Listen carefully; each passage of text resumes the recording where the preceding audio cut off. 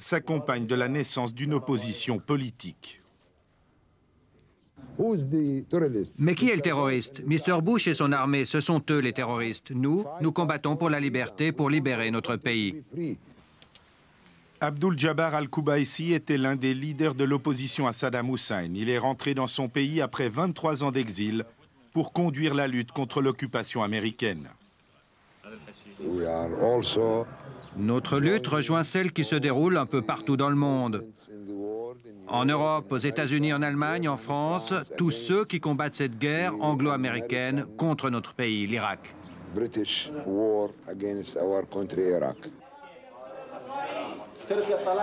Au fil des mois, la résistance contre les Américains gagne du terrain jusque dans les élites du pays.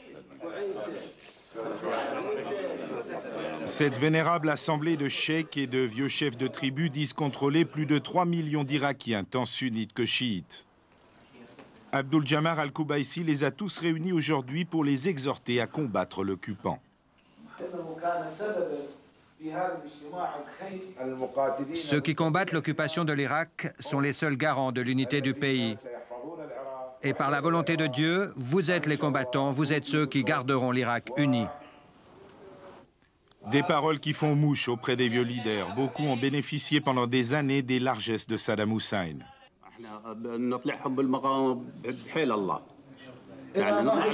Nous chasserons les Américains, même si cela doit nous prendre 100 ans.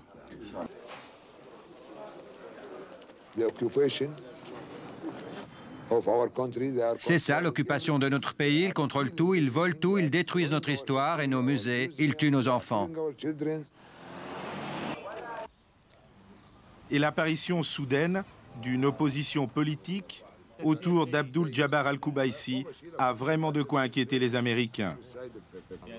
Car l'homme s'appuie sur la guérilla, il semble disposer de relais solides dans la société civile et surtout, il se dit prêt à un combat de très longue haleine.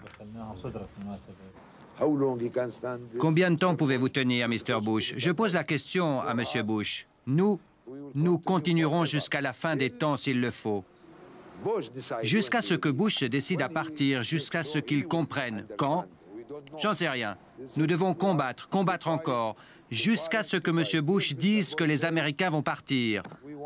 Alors nous lui dirons, OK, merci pour tout et bon vent, bye bye. Le 27 novembre dernier, George Bush a fait un voyage éclair et très médiatisé à Bagdad. Il était venu partager la dinde de Thanksgiving avec ses troupes.